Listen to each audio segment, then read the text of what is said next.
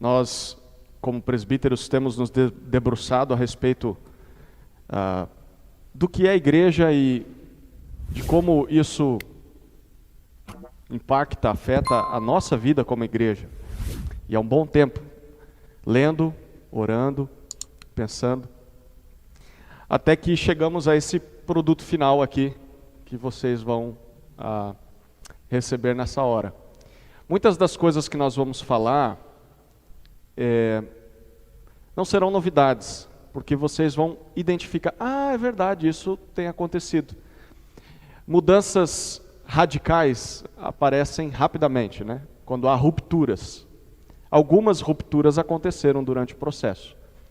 Mas mudanças menos evidentes, que são feitas aos poucos, vão aparecendo só lá na frente, quando você olha para trás e fala, nossa, é verdade, isso mudou. Então, nós temos caminhado nesses dois sentidos. Há algumas coisas que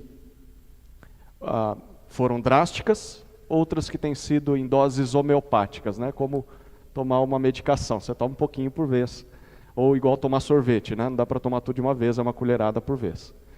Então, eu falo aqui em nome do presbitério, mas também como um membro dessa igreja, como alguém que cresceu próximo dessa igreja, cresci nesse bairro desde os 11 anos, minha família se mudou para São Paulo, ou para Atibaia, de São Paulo, e sempre tive contato com essa comunidade. Jogava bola aqui, junto com o Nael, com o Juliano, e tantos outros, Carlinhos, né, o Rony. Vi muitas coisas nessa comunidade, muitas coisas boas, muitas pessoas sendo alcançadas.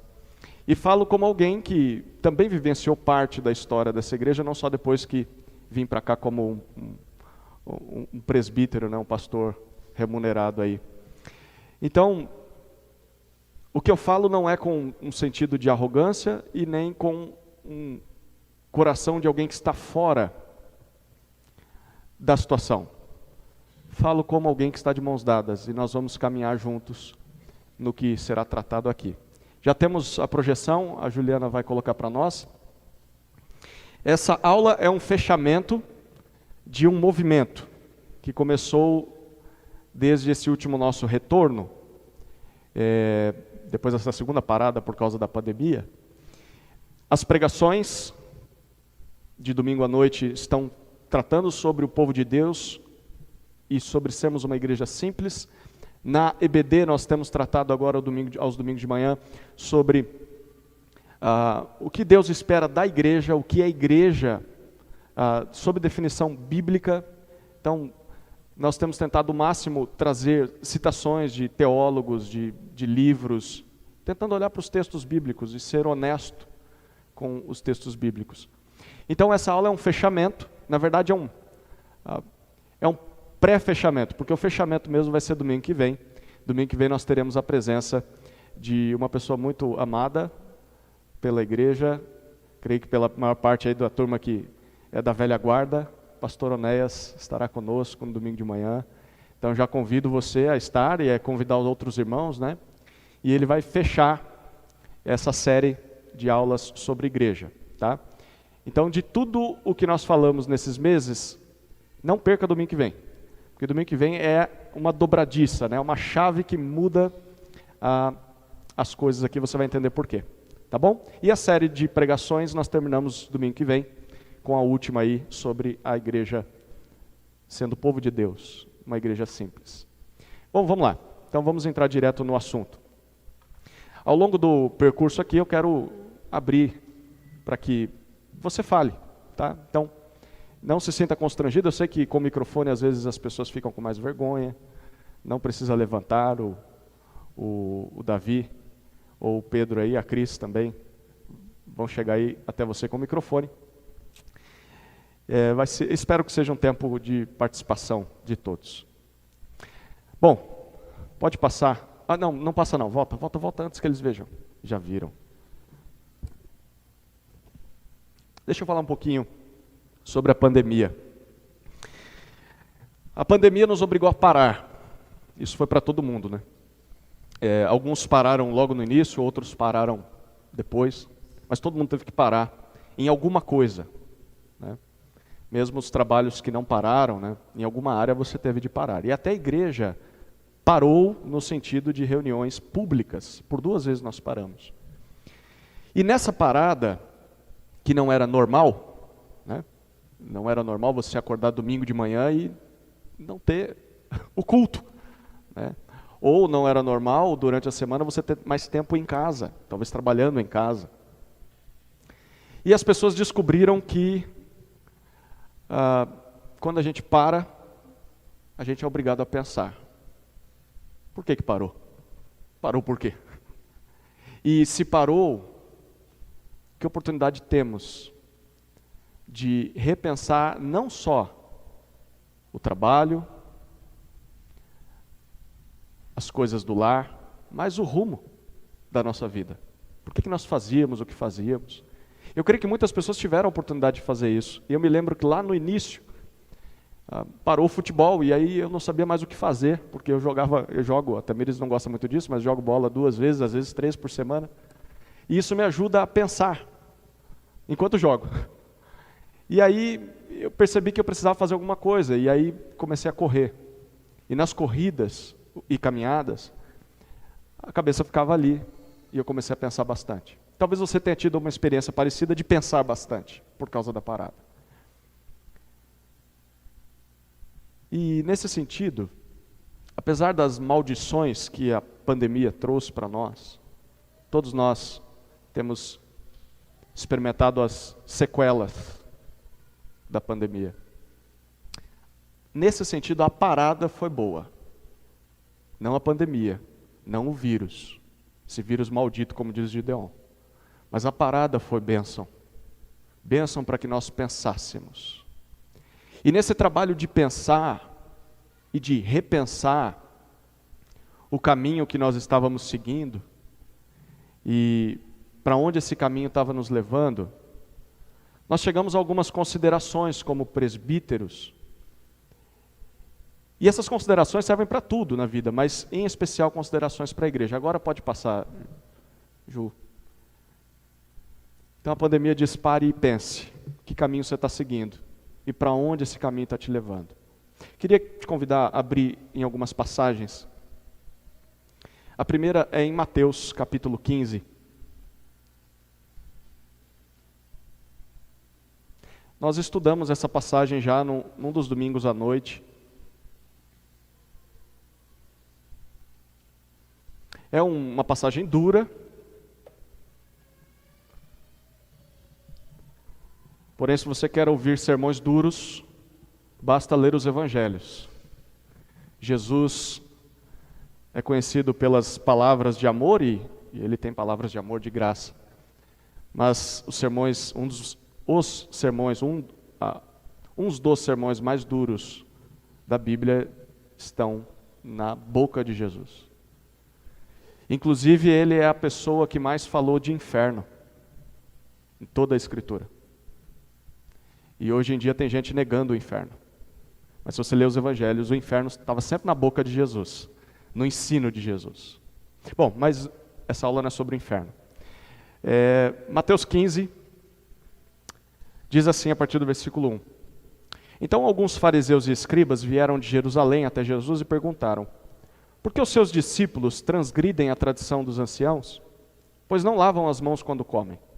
Jesus, porém, lhes respondeu: porque também vocês transgridem o mandamento de Deus, por causa da tradição de vocês? Porque Deus disse: honre seu pai e sua mãe, e quem maldisser o seu pai ou sua mãe será punido de morte. Vocês, porém, dizem que se alguém disser ao seu pai ou à sua mãe: a ajuda que você pode receber de mim é oferta ao Senhor, esse não precisará mais honrar os seus pais. E assim vocês invalidam a palavra de Deus por causa da tradição de vocês. Hipócritas! Bem profetizou Isaías a respeito de vocês, dizendo: este povo me honra com os lábios, mas o seu coração está longe de mim. Em vão me adoram, ensinando doutrinas que são preceitos de humanos, de homens. E convocando a multidão, Jesus disse: escutem e entendam. O que contamina a pessoa não é o que entra pela boca, mas o que sai da boca. Isso sim contamina a pessoa. Então, aproximando-se dele, os discípulos disseram: Sabia que os fariseus, ouvindo o que o Senhor disse, ficaram escandalizados, ofendidos? Mas ele respondeu: toda planta que meu Pai Celeste não plantou será arrancada. Esqueçam os fariseus, são cegos, guias de cegos. Ora, se um cego guiar outro cego, ambos cairão num buraco. Então Pedro disse a Jesus: explique-nos essa parábola. Jesus, porém, disse: também vocês não entenderam? Não compreendem que tudo que entra pela boca desce para o estômago e depois é eliminado? Mas o que sai da boca vem do coração, e é isso que contamina a pessoa. Porque do coração procedem maus pensamentos, homicídios, imoralidade sexual, prostituição, furtos, falsos testemunhos, blasfêmias. São estas as coisas que contaminam a pessoa. Mas o comer sem lavar as mãos não a contamina.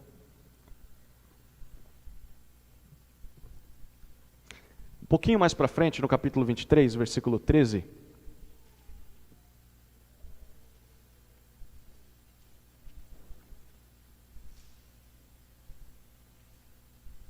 Nós lemos assim, 23:13. Ai de vocês, escribas e fariseus, hipócritas, porque vocês fecham o reino dos céus diante das pessoas, pois vocês mesmos não entram, nem deixam entrar os que estão entrando. O que Jesus está falando aos fariseus, aos líderes religiosos daquela geração, não todos eram assim, mas a maioria era assim. Ele diz: olha, as tradições que vocês guardam não necessariamente são ruins. Tradições não são coisas ruins. Tradições são coisas que nós herdamos dos avós, dos bisavós, ou de pessoas que são um exemplo para nós, e nós vamos repetindo as coisas. Nós temos várias tradições, e elas não são necessariamente ruins. Elas são úteis para manter hábitos, para nos manter unidos, juntos em algumas coisas. Porém, Jesus confronta não a tradição em si, mas Jesus confronta o fato de que a tradição pode se tornar uma coisa ruim quando ela faz duas coisas. Primeiro, ela se torna um obstáculo para que a gente obedeça a Deus. Então a tradição te atrapalha de obedecer a Deus. A ordem de Deus é que você faça isso aqui. Só que a tradição, ela se coloca na frente. E ela te conduz para outro caminho. É isso que Jesus confronta para os fariseus. Vocês não entram no reino dos céus e ainda impedem que os outros entrem. O caminho está aí, só que vocês ficam atrapalhando as pessoas. E a tradição se torna uma coisa ruim, em segundo lugar, quando ela se torna uma desculpa ou uma justificativa para que você desobedeça a Deus. Então, primeiro, ela pode te atrapalhar, e segundo, ela pode ser uma desculpa. Mas eu estou fazendo a tradição. E Deus diz: mas o que eu pedia de você era outra coisa. Ah, mas eu estou gastando todo o meu tempo com a tradição. Não dá tempo de fazer a outra coisa que o Senhor manda. Se torna justificativa, desculpa. Então, tradições podem ser problemas. Nem sempre são, mas podem ser. Uma segunda passagem, ou um segundo tópico aí, o texto de Gálatas, capítulo 1. Então, só para que a gente esteja aqui na mesma página, né? Além de estar abrindo na mesma página em Gálatas. Nós temos tradições como indivíduos. Sim ou não? Tradições são ruins necessariamente? Não, mas podem ser. Ok. Como igreja, nós temos tradições? As tradições que nós temos como igreja são ruins necessariamente? Sim ou não? Mas podem ser? Ok. Olha que interessante o que Paulo diz aos Gálatas, lá no capítulo 1, versículos 13 e 14. Ele diz assim: porque vocês ouviram, Gálatas 1, 13 e 14, vocês ouviram qual foi no passado o meu modo de agir no judaísmo, quando Paulo estava imerso nas tradições. E ele diz: olha, deixa eu contar como é que foi lá, vocês já sabem disso, mas deixa eu só relembrar. Como de forma violenta eu perseguia a igreja de Deus e procurava destruí-la. Versículo 14. E na minha nação, quanto ao judaísmo, levava vantagem sobre muitos da minha idade, sendo extremamente zeloso das tradições dos meus pais. Paulo era um homem extremamente zeloso, e ele diz, eu superava os outros da minha idade na tradição. Então nós temos um homem sincero, nós temos um homem zeloso em cumprir aquilo que recebeu dos pais. Os pais diziam, isso é o certo. E ele então acreditava e se apegava àquilo e vivia com todas as suas forças para cumprir aquelas tradições. Mas olha o que ele diz sobre esse período da sua vida, lá em 1 Timóteo, capítulo 1. Primeira carta de Paulo a Timóteo, capítulo 1.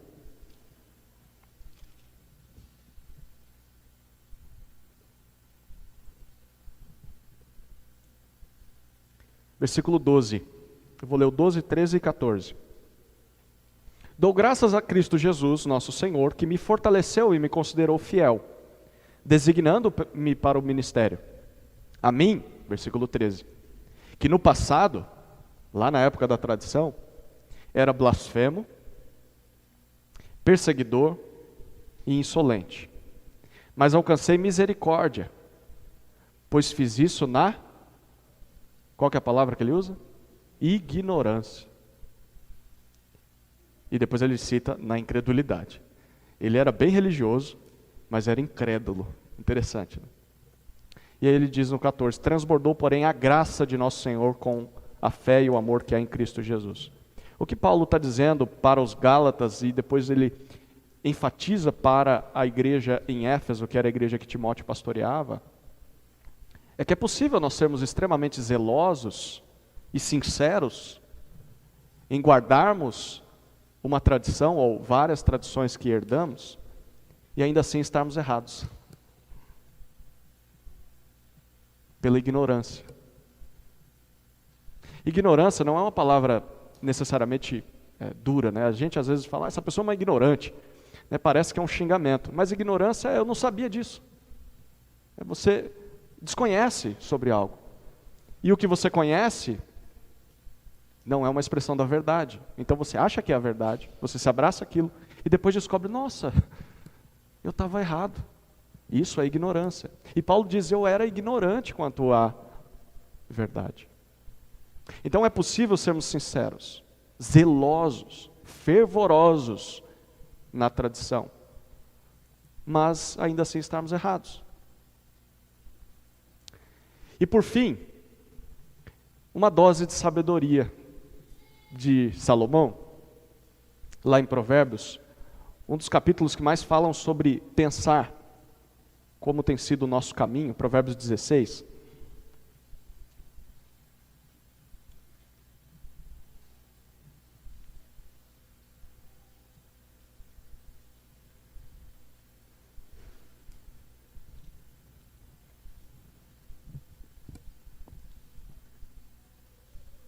Provérbios 16.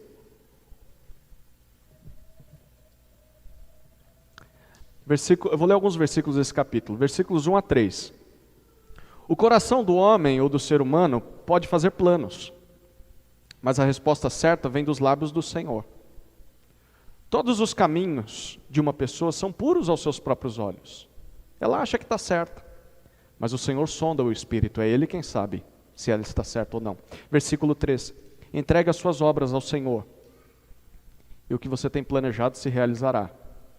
Um pouco mais à frente, versículo 9. O coração do ser humano, ou do homem, traça o seu caminho. Mas quem é que lhe dirige os passos? O Senhor. Você planeja, você idealiza, mas quem traz a direção correta é o Senhor. Versículo 25. Ou melhor, versículo 20. Depois vamos para o 25. 20. Quem atenta para o ensino acha o bem, e o que confia no Senhor, esse é feliz. Agora o 25.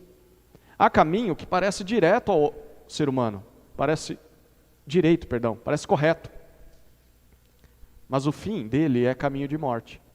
Nem todo caminho que nós trilhamos, que parece ser o certo, é o certo. Às vezes parece muito, mas nem sempre é. E aí, lá no capítulo 21 agora de Provérbios, versículo 29.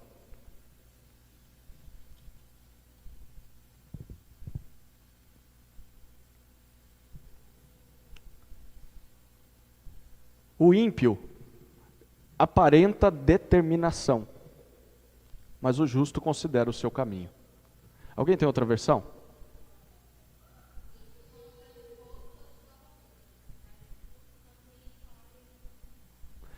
Mostra no rosto a arrogância. Alguém tem outra versão?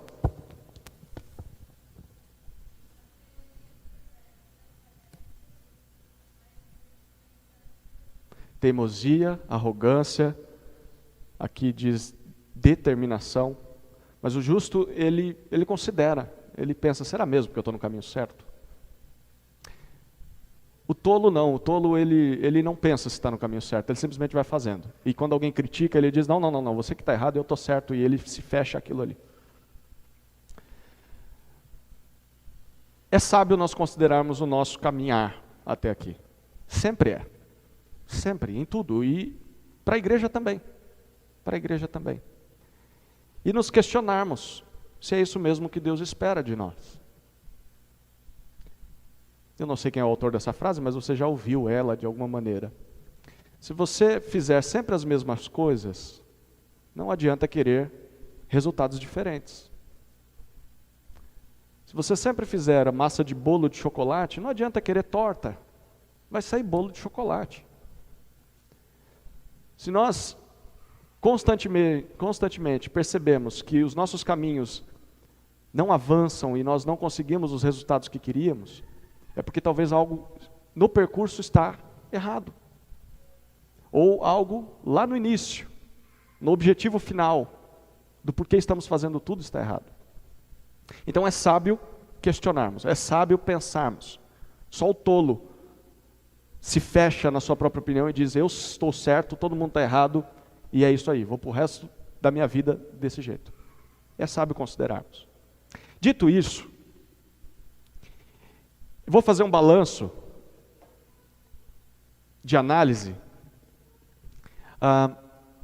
que foi feita não só por mim, foi feita pelos presbíteros, mas também participação com os diáconos, e não só com os presbíteros e os diáconos, mas com as esposas de cada um deles e com os filhos de cada um deles, e também conversado com vários membros em caminhadas e conversas. É uma tentativa de leitura da IBAGE até 2020. Como éramos até 2020? Talvez você vai perceber coisas além do que eu vou propor aqui. Mas quero que você também pondere. É verdade, isso acontecia. Não era bem por aí. Olhe lá, vamos lá. Como éramos até 2020, antes da pandemia parar tudo, certo? Pode passar o...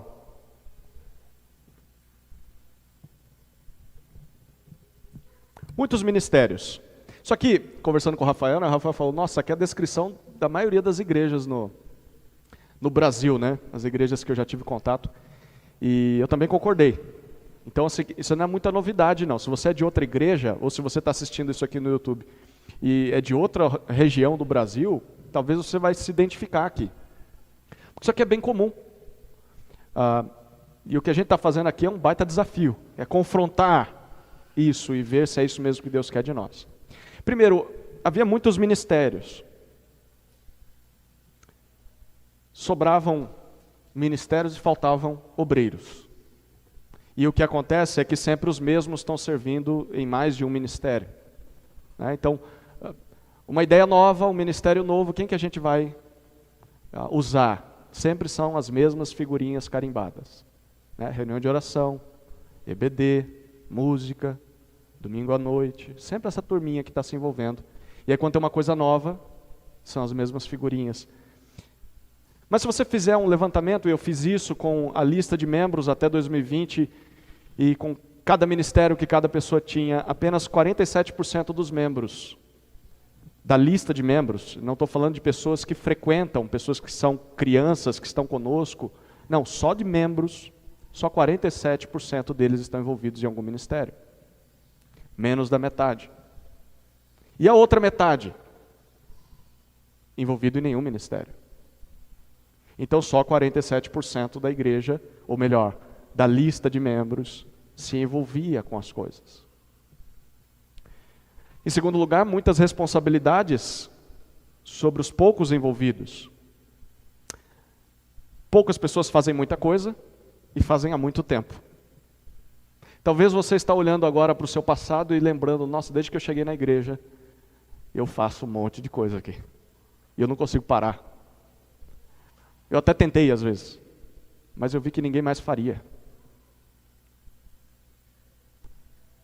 Em média, cada um desses 47% que se envolvem, assume 2 ministérios. Em média.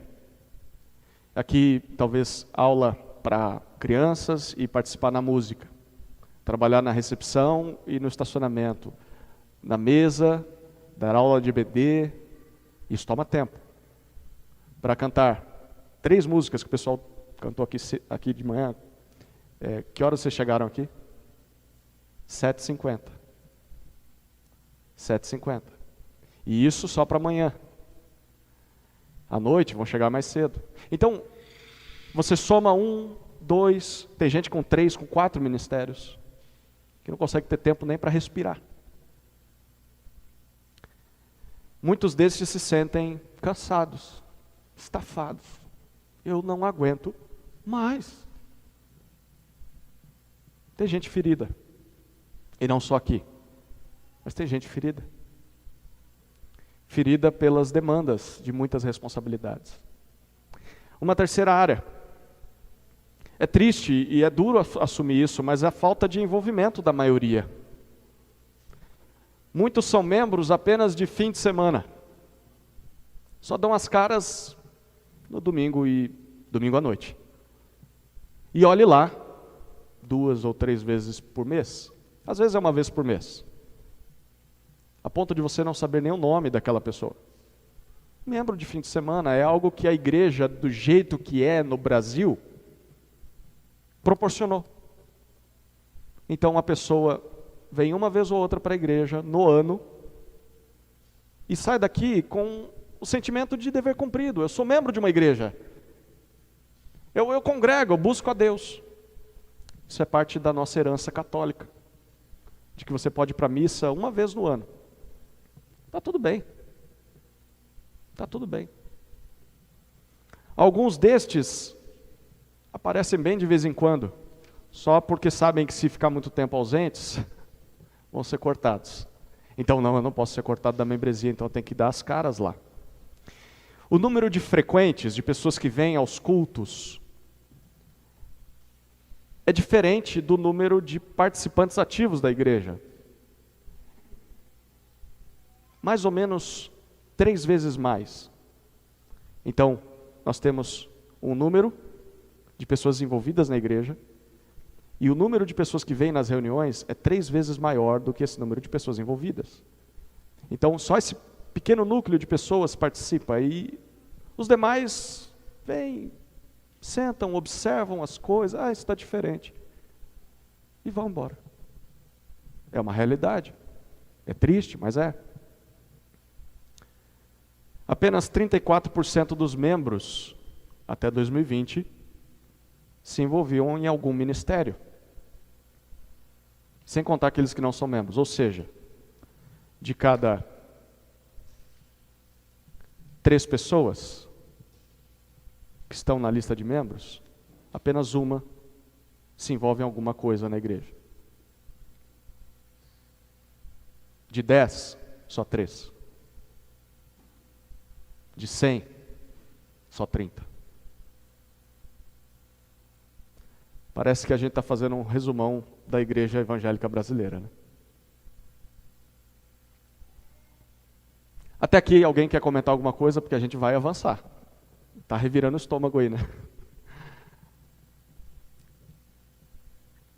Nós falamos então sobre muitos ministérios, muitas responsabilidades e a falta de envolvimento da maioria. Quem está mais tempo aqui na vida da igreja? Vai entregar a idade, né? Juliano. Juliano vai entregar a idade. Gil, Juliano, Irmã Maria, a Juliana, a Bruna. E aí, é isso mesmo? É mais do que isso?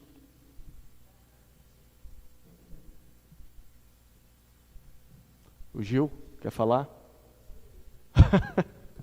Juliano, só não pode falar exatamente isso, é isso mesmo.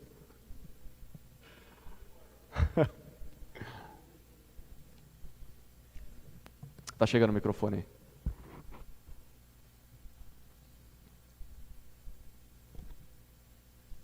Alô.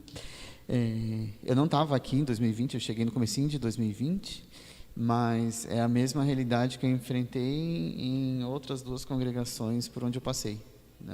Eu aceitei a Jesus, ele me salvou quando eu tinha 17 anos, eu fiquei 10 anos mais ou menos numa igreja, depois 10 anos em outra, e a realidade é a mesma. Mudam os números, então uma igreja era menor do que aqui, outra igreja era maior do que aqui, mas a proporção é a mesma.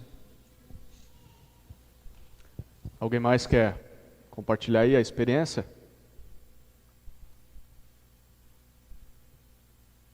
Ju, quer? Não? Tá. Vamos avançar. Então, aperte o cinto, que a coisa piora. Divisões em nichos. Alguém sabe o que são nichos? São divisões. Departamentos, né? Isso se usa muito na linguagem comercial, quando você quer atingir um público-alvo, né? Então você tenta atingir um nicho, né? Então uma faixa da população, um grupo de pessoas com um certo poder aquisitivo, né, e tal. Bom, isso entrou na igreja. Não era de se esperar. Ou era de se esperar, né? A gente fala sobre não se amoldar aos padrões desse século, mas não considera essas coisas. Departamentalização das idades. O que isso significa?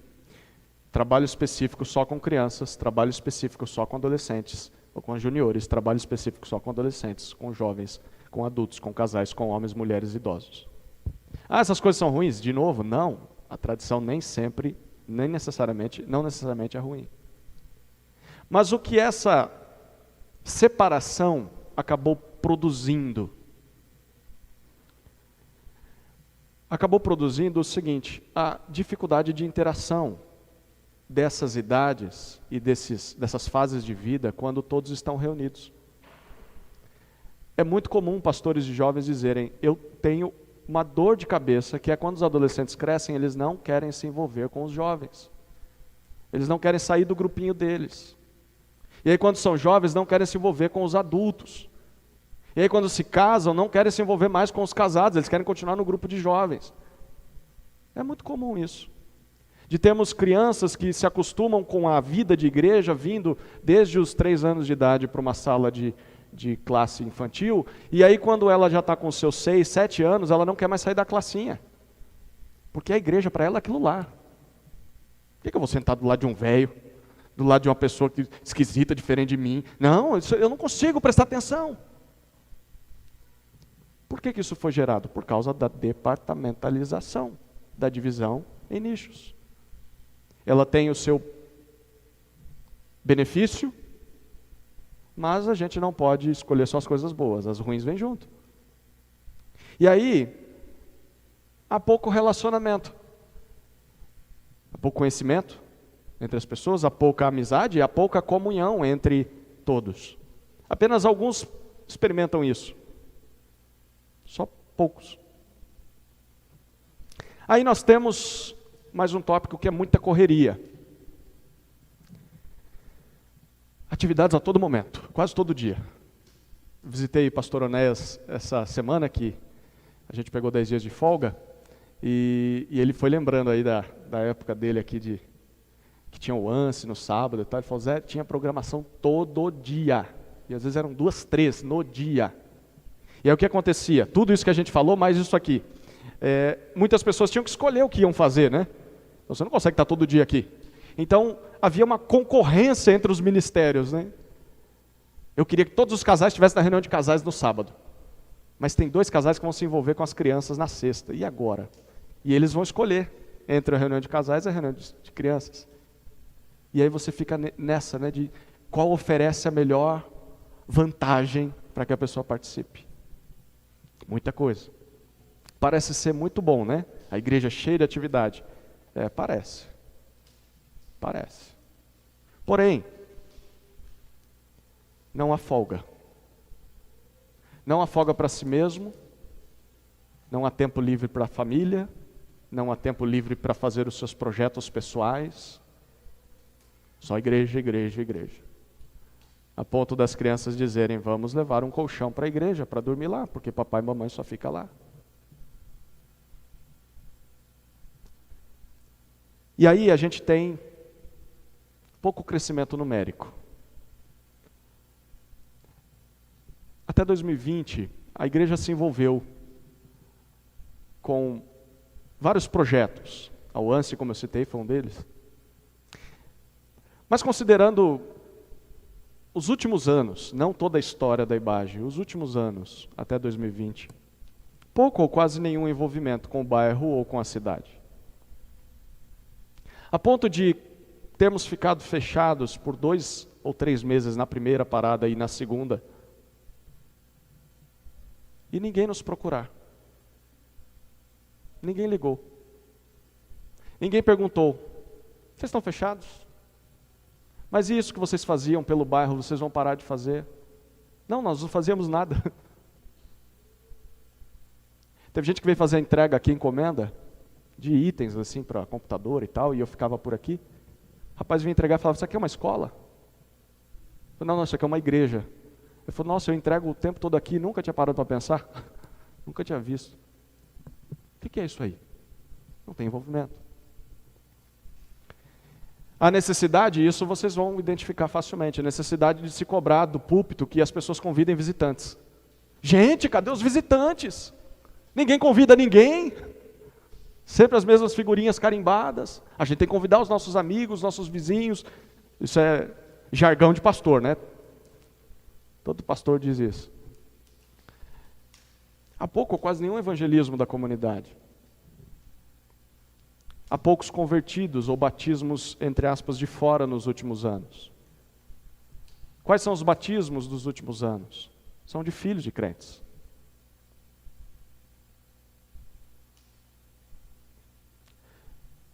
E o crescimento numérico não teve? Bom, em 4 anos de IBAGE, desde 2016, quando essa igreja se tornou IBAGE, independente, até 2020, nesses 4 anos, quem chuta quanto foi o aumento do hall de membros em 4 anos? Quantos por cento? Vamos lá, vamos começar por alto, vamos lá, com expectativa, com ânimo, esperança. Quantos por cento nós aumentamos? 10%. O irmão falou? 10, então vamos começar com 10. Quem dá menos? 5%. Quem dá menos? 3%. Sabe quanto isso funciona em números? De 123 membros em 2016, fomos para 127 membros em 2020. 4. A maioria filhos de membros ou pessoas vindas de outra igreja. Quem foi a última pessoa que se converteu no bairro através de uma ação da vida da igreja? Você lembra?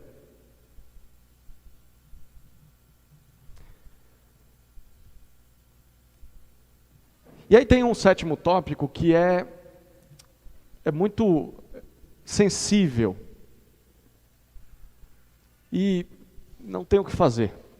É reconhecer incompetência. Falando como alguém que está tentando pastorear o rebanho.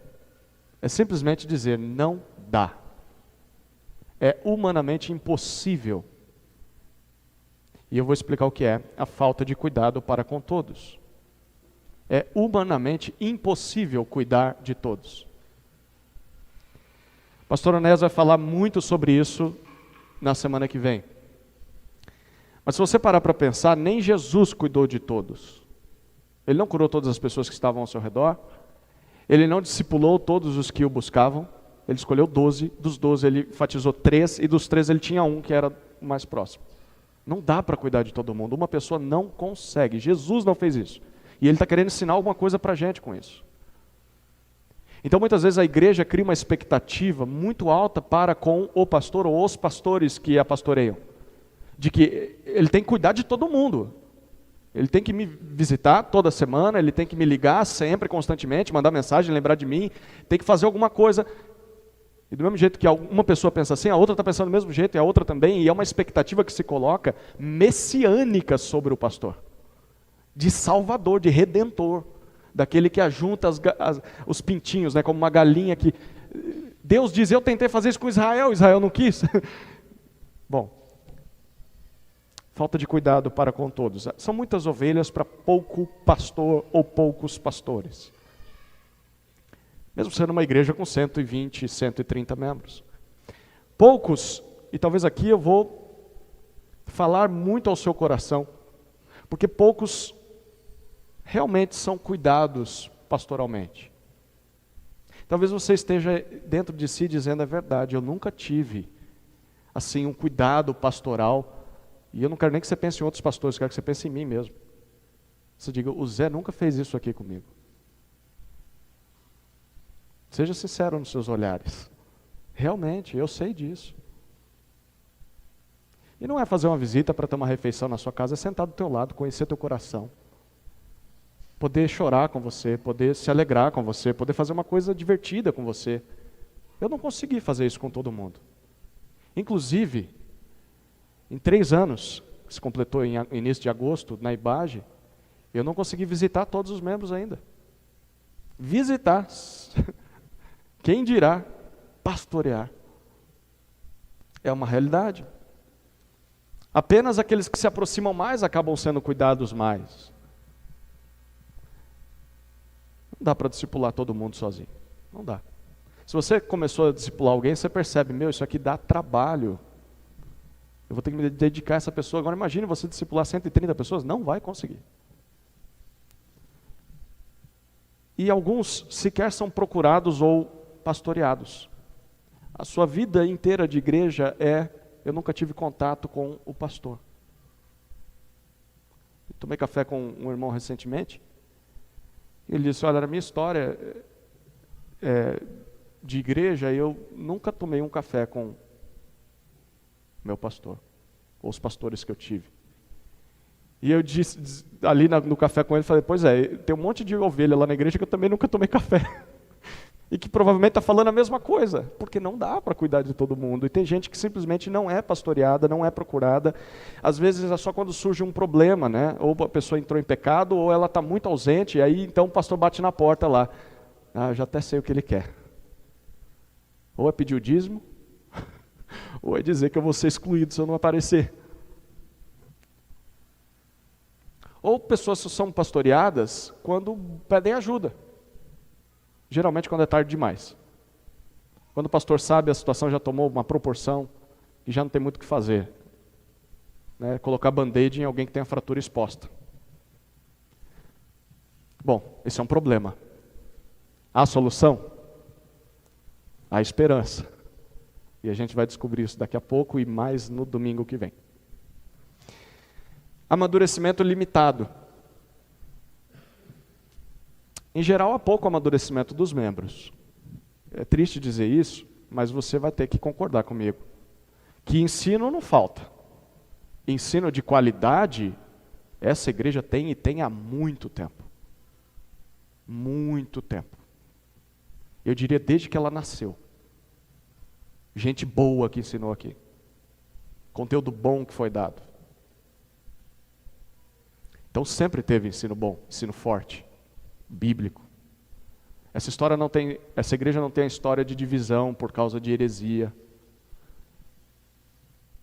Então essa igreja tem esse privilégio de sempre ter tido pastores que pregaram a palavra. Mas, apesar disso, há pouco amadurecimento, progresso. E mostra disso, uma evidência disso, é a dificuldade em se desenvolver líderes. Até 2020, pelo menos. Gente, quem quer assumir isso? Põe para o outro lá. Põe para outra lá. Eu não quero saber. E por fim, dependência do, entre aspas, pastor titular. O pastor titular acaba, por causa de tudo isso, é uma baita de uma expectativa que a comunidade coloca sobre ele, então ele acaba assumindo muitas tarefas. Não só porque a comunidade põe expectativas nele, mas o seminarista, e eu vivenciei isso e ainda luto contra isso o tempo todo. Ele é formado a pensar que ele vai resolver todos os problemas da igreja. E aí quando ele cai na igreja, ele acha realmente que ele é a solução da lavoura. Que ele é o Messias 2. É o reserva de Jesus. Jesus saiu, ele entra. E ele vai resolver tudo. Não vai resolver tudo. Então ele é treinado a pensar que vai resolver todos os problemas da igreja. A igreja é treinada a ter essa expectativa com ele. O que que dá? Caca. Dá ruim. Porque ele entra assumindo muitas tarefas, porque faltam pessoas dispostas. Então ele quer manter todas as coisas funcionando. Ele não tem tempo para treinar novos líderes. Por quê? Porque os braços dele estão segurando as cordas. Mas ele só conseguiria soltar as cordas se ele treinasse liderança, para a liderança fazer. Mas ele não consegue soltar as cordas. E a cada nova troca de pastor, tem também uma troca de visão para a igreja. Então chegou o pastor X, vamos para esse lado. Aí chega o pastor Y, não, vamos para o outro lado. Não, mas a gente fez tudo. Não, está tudo errado, vamos para o outro lado. Aí chega o pastor H, Hilário, vamos para cá. Não, mas o que a gente fez até agora? Não, o que a gente fez... Por que isso acontece? Bom, isso, não estou dizendo só dos outros que passaram, tem acontecido comigo também. Desde a minha chegada, muita coisa tem mudado e muita coisa pode jogar para as minhas costas, é culpa minha. Outra já pode dividir com os presbíteros, que eles também têm culpa no cartório aí das mudanças. Mas as primeiras, lá desde 2018, quando eu cheguei aqui, eu, Samuel e Honest na época, né? Mas a culpa maior era minha. Então é natural que isso aconteça. É o que deveria acontecer na vida da igreja? Ela ser dependente de uma pessoa só? E quando essa pessoa sai e entra outra, tudo muda? Era para ser assim? Parece que não, né? Então, chegamos no segundo ponto. Antes de entrar no segundo ponto, alguém quer se manifestar? Se não for espírito maligno, pode se manifestar, não tem problema.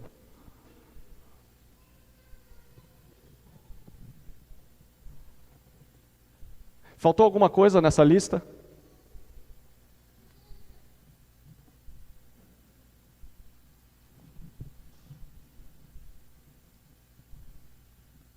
O Jefferson quer falar? É visitante que quer falar a verdade. Jefferson é aluno do Prega Palavra e ele é da igreja do outro lado do bairro aí, a IEMA. Nossa caminhada é de um bom tempo aí, né? Desde a conversão, então... Amém. Na questão dos muitos ministérios,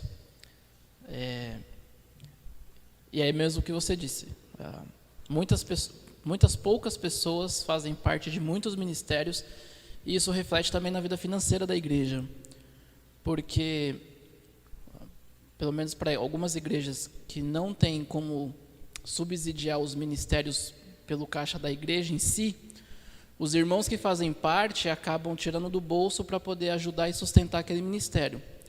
Então, se eu faço parte de 2, 3 ministérios e cada ministério eu tenho que ajudar a manter, lá na frente, aquele dinheiro que eu deveria,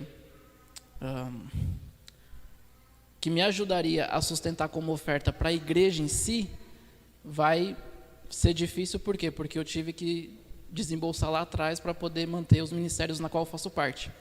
Então, se eu faço parte de muito ministério, a igreja não tem condições de manter aquilo, então eu, por livre e espontânea vontade, ofereço o meu dinheiro para manter aquilo. Isso se reflete também na vida financeira da igreja, porque talvez aquela oferta que eu deveria dar não vai ser igual seria se eu não tivesse tanto ministério assim para sustentar e manter e ajudar nessa roda, continuar a roda, né? Então envolve tudo. Outra coisa também é, por exemplo, para os membros, tem ministérios vários dias da semana e com certeza cada pessoa que está responsável vai se doar, vai se preparar material, preparar as coisas, só que os membros falam, puxa, eu só posso ir de terça. Aí a pessoa que se preparou, lutou para quinta-feira, por que o irmão foi na terça e não veio na quinta? Mas ele teve que escolher. Então ele acaba se sentindo frustrado, poxa, me preparei tanto, mas o irmão acabou indo no dia do outro e não veio no meu. E o que aconteceu? Será que eu sou tão ruim assim? Então, cara, vira uma bola de neve, acaba gerando frustração, acaba refletindo na vida financeira da igreja, acaba gerando vários fatores, né? Então é muito mais do que a gente imagina, tudo isso, né? Eu gosto de pensar na estrutura de igreja que nós temos, não só a IBAGE, mas a igreja, de modo geral no Brasil, é uma máquina de moer crentes. Parece um moedouro. E vai até tirar tudo que você tem, até que você se sente, eu não aguento mais. E tem gente que realmente desiste da igreja por causa dessa máquina, né? Dessa engrenagem. E que parece que não era o que Jesus queria. Pelo menos eu não me imagino Jesus mandando a gente fazer esse monte de coisa aí, né? Vanessa quer falar? É só um comentário mesmo das divisões em nichos, que não é uma coisa que acontece agora, novo. Porque quando eu era adolescente, e aí deu a idade para os jovens, eu não fui para os jovens, eu não queria. E eu lembro que na época era o Onéas e o Adilson, e o Onéas falava assim, não, você tem que ir, vai crescer com os jovens. E eu falava, não, eu não quero ir para os jovens, eles são chatos, os jovens pegam no pé e tal. E eu fiquei mais 2 anos sendo jovem nos adolescentes, porque eu não queria ir para os jovens.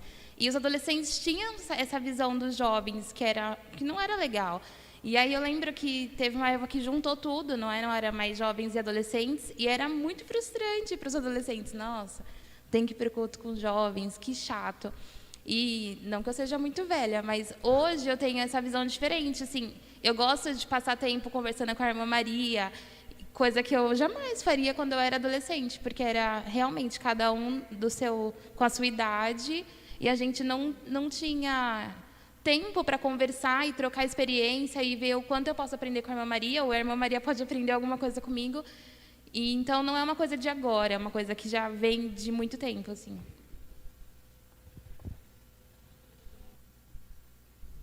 Tem mais? Tá todo mundo meio atordoado, né? Meio zonzo. A Cris quer falar lá atrás, Davi.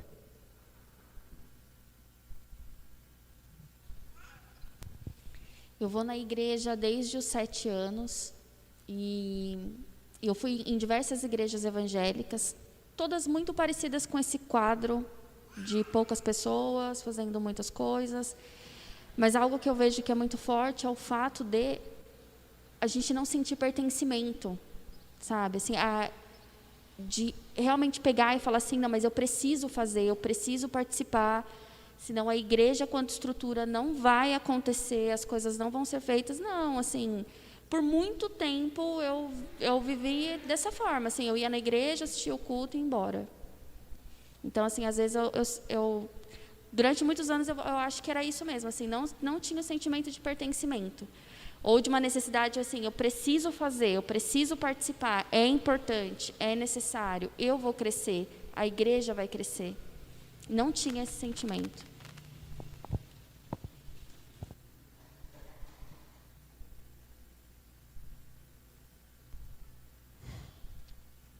Bom, se a gente acabar a CBD aqui, isso é todo mundo chorando, né? Não vai acabar, gente. Vamos terminar aqui com boas notícias, com a esperança. O evangelho é assim, né? As más notícias, você está perdido, e aí depois, Jesus veio para te salvar e tal, e tal. Bom, Jesus vai nos salvar. Vai nos salvar. E a solução está na palavra dele. Podemos avançar? Tamires quer falar? Mais uma notícia. Então vamos lá. Antes da esperança, vem mais um ponto aí. É interessante que, apesar das pessoas estarem envolvidas com muitos ministérios, elas não são necessariamente felizes estando nos ministérios. Então, você vê pessoas extremamente desanimadas, cansadas, que deixam de fazer o que deveria fazer, que era discipular os outros, porque está sendo ativista de alguma coisa, né? Então, eu falo por mim, muitas vezes ativista em algumas áreas, fazendo, rodando assim, parece que está rodando em círculos. Então, acho que essa estrutura não produz crescimento mesmo, produz um desânimo, uma tristeza. Uma última má notícia. Certo. A vida parece mais cinza, né?